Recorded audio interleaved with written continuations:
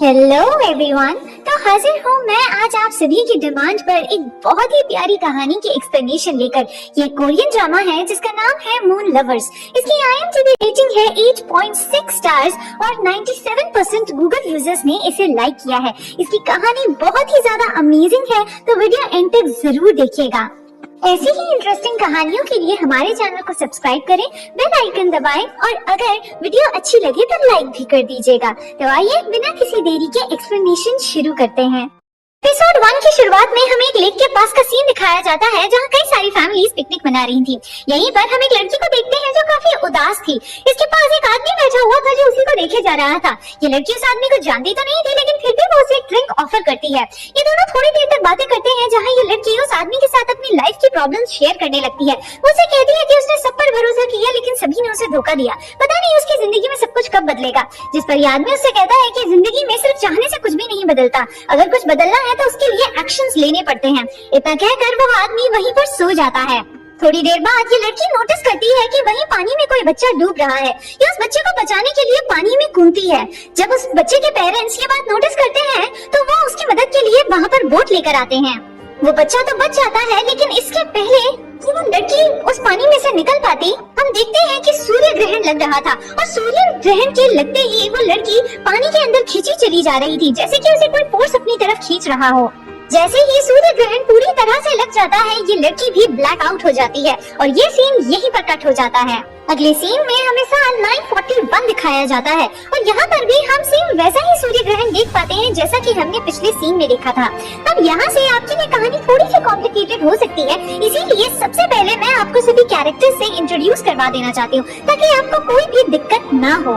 सबसे पहले हम जानते हैं इस टाइमलाइन के राजा वैंग योन के बारे में, जिन्हें ताइजो नाम से भी जाना जाता है। ये गोर्गियो एम्पायर के फाउंडर थे, इसी वजह से कोरियन हिस्ट्री में इनका नाम बहुत ही आदर और सम्मान के साथ लिया जाता है। इनके 25 बेटे हैं, यानी कि 25 राजकुमार, लेकिन इस कहानी में सिर्फ 8 की ही इम्पोर्टेंस है, इसीलिए फिलहाल मैं आपको सिर्फ इन 8 से ही इंट्रोड्यूस करवाऊंगी।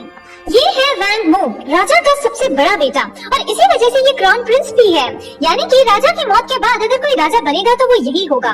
इसे ये प्रिविलेज सिर्फ इसलिए मिला है क्योंकि ये सबसे पहले पैदा हुआ है, अदरवाइज इसमें कोई भी ऐसी क्वालिटी नहीं है जिसके दम पर ये राजा बन पाए। शायद यही वजह है कि राजा भी हमेशा इसके राजा बनने के फैसले को लेकर कंफ्यूजन में रहते हैं। ये है वैंग यो, थर्ड प्रिंस। ये बहुत ही चालाक किस्म का इंसान है और ये अपने रास्ते में कभी किसी को नहीं आने देता। अगर गद्दी का सबसे ज्यादा लालच किसी को है तो वो यही है, और सिंहासन पाने के लिए ये किसी को भी मार सकता है और किसी की परवाह नहीं करता। दया जैसी भावनाएं आप कभी भी इससे एक्सपेक्ट नहीं कर सकते। ये है वैंग बुक, 8th प्रिंस, अपने सारे भाइयों में सबसे ज्यादा शांत और समझदार। इसे लड़ाई झगड़े से कोई मतलब नहीं है, इसे सिंहासन का भी कोई लालच नहीं है। ये बहुत ही समझदार है और हमेशा पढ़ाई लिखाई पर ध्यान देता है। ये काफी विनम्र स्वभाव का है और सभी को सम्मान के साथ ट्रीट करता है। ज्यादातर लोगों का यही मानना है कि क्राउन प्रिंस की जगह पर इसे राजा बनना चाहिए। ये है वैंग वॉन, 9th प्रिंस। ऐसे तो ये दिल का अच्छा है, लेकिन इसने पूरी दुनिया के सामने अपनी बैड बॉय वाली इमेज बनाकर रखी है। वो लोग होते हैं ना नारियल की तरह, अंदर से नर्म और बाहर से सख्त, लेकिन इसके नारियल में लालच का पानी है। इसी वजह से ये हमेशा थर्ड प्रिंस की चापलूसी करता रहता है, फिर चाहे वो सही हो या गलत। ये है वैंग यून, 10th प्रिंस, सारे भाइयों में सबसे ज्यादा शरारती और सबसे ज्यादा मस्त मौला। इसे किसी तरह का कोई लालच नहीं है, ना ही राजगद्दी का और ना ही किसी तरह की कोई पावर का। ये अपने भाइयों से बहुत ही ज्यादा प्यार करता है और उन्हीं के साथ हमेशा खुश रहता है। ये है बीक आ, 13th प्रिंस। इसके कमजोर मैटरनल बैकग्राउंड की वजह से इसके सभी भाई इसे चिढ़ाया करते हैं, लेकिन ये किसी भी बात को दिल पे लिए बिना सारी बातें चुपचाप सुनता रहता है। इसका मेजर इंटरेस्ट म्यूजिक और पेंटिंग में है और सभी भाइयों में लड़कियों में भी सबसे ज्यादा यही पॉपुलर है। इसका स्वभाव काफी विनम्र है और ये हमेशा सबको आदर के साथ ट्रीट करता है। इसे राजगद्दी का कोई भी लालच नहीं है और बस ये अपनी जिंदगी अपने तरीके से शांति से जीना चाहता है। ये है वैंग जंग, 14th प्रिंस। ये थर्ड प्रिंस का सगा भाई है, यानी कि इन दोनों की माँ एक ही है। ये दिल का बहुत ही अच्छा है और अपने भाइयों से बहुत प्यार करता है। ये हमेशा कोशिश करता है कि ये एक अच्छा इंसान होने के सारे फर्ज निभाए, लेकिन कभी कभी अपनी माँ और अपने भाई के प्रभाव में आकर ये कुछ गलतियाँ कर बैठता है। उन गलतियों को करने के बाद इसे एहसास भी होता है कि इसने जो किया वो गलत था, लेकिन फिर भी ये अपने भाई और माँ से इतना प्यार करता है कि कभी उनके खिलाफ कुछ नहीं कहता। इसका सबसे बड़ा शौक है कुश्ती लड़ना और इसी वजह से ये कभी कभी भी नॉर्मल लोगों की तरह तैयार होकर आम लोगों के बीच में कुश्ती करने भी जाता है। ये है वांग सो, फोर्थ प्रिंस। ये थर्ड प्रिंस और 14th प्रिंस का सगा भाई है। इसके बारे में आपको डिटेल में जानने की जरूरत है, इसीलिए सबसे पहले हम इसके बचपन के एक फ्लैशबैक को देखते हैं, जहां हम देखते हैं कि राजनी और राजा में किसी बात को लेकर बहस हो रही है। एक्चुअली राजा दूसरी शादी करने जा रहे थे, जबकि अभी कुछ दिनों पहले ही उनके बेटे की मौत हुई थी। इस बात पर रानी उनसे बहुत ही ज्यादा नाराज थी और उन्हें दूसरी शादी करने से रोकती है, पर राजा उनकी बात नहीं मानते क्योंकि ये शादी उन्हें पॉलिटिकली काफी हेल्प करने वाली थी।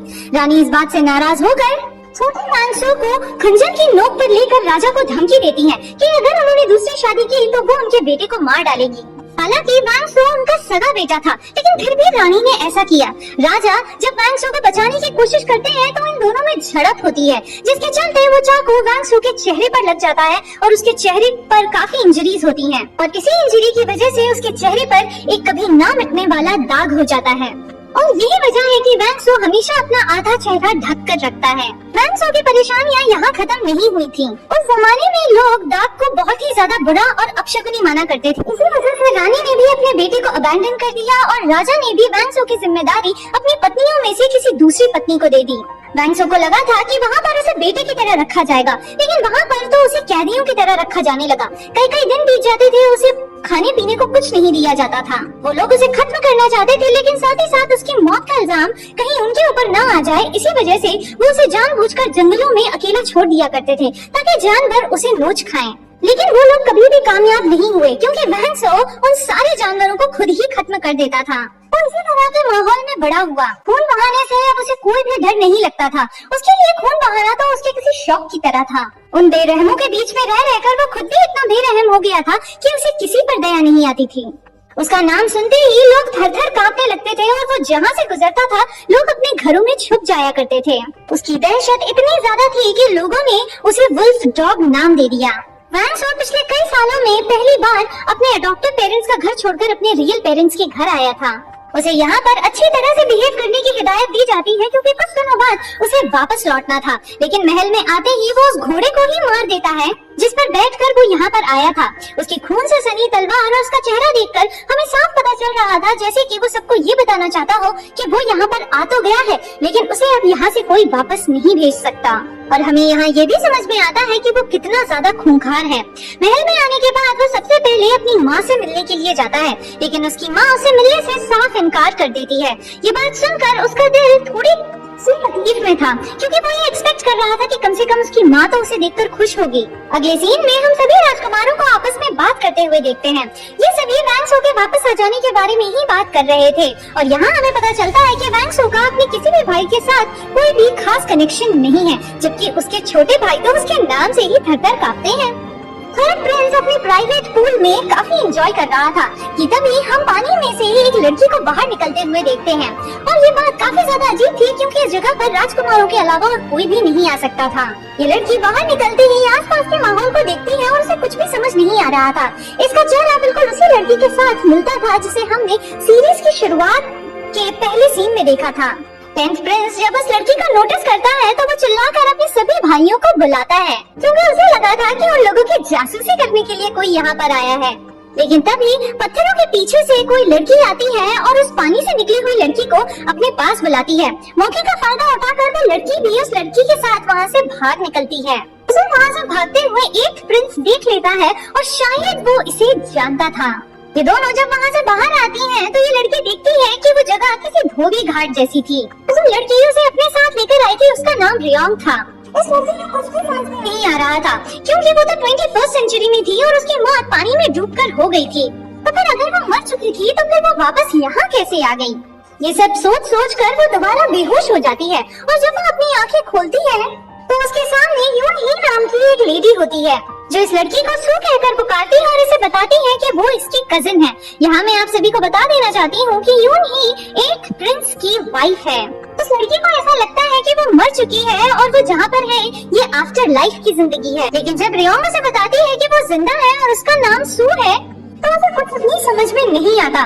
वो दौड़कर बाहर जाती है और अपने आसपास का माहौल देखकर उसे और भी ज्यादा अजीब लगता है। ये बिल्कुल पुराने जमाने का माहौल था जिसे देखकर उसका दिमाग पूरी तरह से सुन्न रह जाता है। उसे समझ में नहीं आ रहा था कि वो इतने साल पीछे कैसे आ गई। यून ही उसे बताती है कि सू पानी में गिर गई थी। वो तकरीबन 2 घंटे तक पानी से बाहर नहीं आई और उन सभी को लगा था कि वो मर चुकी है, लेकिन थैंक गॉड कि उसकी बहन उसके सामने है। और यहाँ इस लड़की को समझ में आता है कि वो 21st सेंचुरी में ही मर चुकी थी और उसकी आत्मा इतने सालों बाद किसी और लड़की के शरीर में आ चुकी है। वो पहले तो ये सोचती है कि उसे इन सभी को सच्चाई बता देनी चाहिए, लेकिन फिर उसे समझ में आता है कि आखिर उसकी बातों का यकीन कौन करेगा। वो ये सोच लेती है कि शायद ऊपर वाले ने उसे जिंदा रहने का एक और मौका दिया है और अब वो इस मौके का फायदा उठाने के बारे में सोचती है।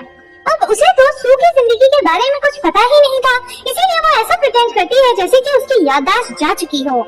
सू बहुत ही ज्यादा कैजुअल बिहेव कर रही थी, बिल्कुल किसी बीमार इंसान से ऑपोजिट, जिस वजह से रियोंग को उस पर थोड़ा सा शक होता है और वो उसे पूछती है कि क्या वो याददाश्त जाने का नाटक कर रही है। अब इस सिचुएशन से बचने के लिए सू जानबूझकर उल्टी सीधी हरकतें करना शुरू कर देती है, जिससे कि रियोंग को सचमुच ऐसा लगने लगता है कि पानी में इतनी देर रहने की ही वजह से सू के दिमाग पर कुछ ज्यादा ही गहरा असर हो गया है। ये लोग पुराने जमाने की पुरानी बातें। अगले सीन में हम देखते हैं कि क्राउन प्रिंस को जान से मारने की कोशिश की गई थी और इसी वजह से राजा ने ये बैठक बुलवाई थी।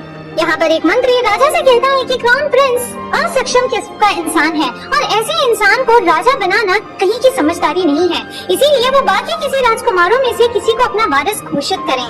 लेकिन सारे राजकुमार राजा के सामने ये कहते हैं कि उनमें से कोई भी राजा बनने को तैयार नहीं है और क्राउन प्रिंस को ही राजा बने रहने देना चाहिए। सभी की देखा देखी थर्ड प्रिंस भी ऐसे ही करता है, जबकि उसके मन में तो कुछ और ही चल रहा था। और फिर हम उसी मंत्री को रानी यू से मिलते हुए देखते हैं और यहाँ हमें पता चलता है कि रानी यू ने ही क्राउन प्रिंस को जान से मारने की कोशिश की थी। सू अपनी इस नई जिंदगी को लेकर बहुत ही ज्यादा कंफ्यूजन में थी और उसे अभी भी समझ नहीं आ रहा था कि सही क्या है और गलत क्या है। तभी वहाँ पर उसके पास उसके कमरे में एक प्रिंस आते हैं। वो उसकी तरफ अपना हाथ बढ़ाता है और उससे कहता है कि वही सू को यहाँ लेकर आया था। सू उसकी जिम्मेदारी है और वो हमेशा उसका ख्याल रखेगा। और सू भी हिचकते हिचकते एक प्रिंस के हाथों में अपना हाथ दे देती है। अगले सीन में हम उसी आदमी को देखते हैं जिसे हमने सीरीज के फर्स्ट सीन में 21st सेंचुरी में उसी लड़की के साथ बैठे हुए देखा था, लेकिन ये आदमी अपनी आइडेंटिटी को लेकर बिल्कुल भी कंफ्यूज नहीं लग रहा था। सारे राजकुमार इससे मिलने के लिए आते हैं और हमें यहाँ पता चलता है कि ये इस राज्य का एस्ट्रोलॉजर है, चोई जी मोंग। उसका मेन काम है भविष्यवाणियां करना और राजा को असिस्ट करना। राजा इस पर बहुत ही ज्यादा विश्वास करता है और राजकुमार भी इसके साथ काफी घुले मिले हैं। ये राजकुमारों को फ्यूचर के बारे में बातें बताता है, जैसे कि कार्स के बारे में, एरोप्लेन्स के बारे में, मोबाइल फोन्स के बारे में। अब उस जमाने में कोई इस तरह की बातें सुनता तो डेफिनेटली हंसता ही, और वही ये सारे राजकुमार भी कर रहे थे। इन सभी की हंसी ठिठोली चल ही रही थी कि यहाँ पर एंट्री होती है वैंग सो की।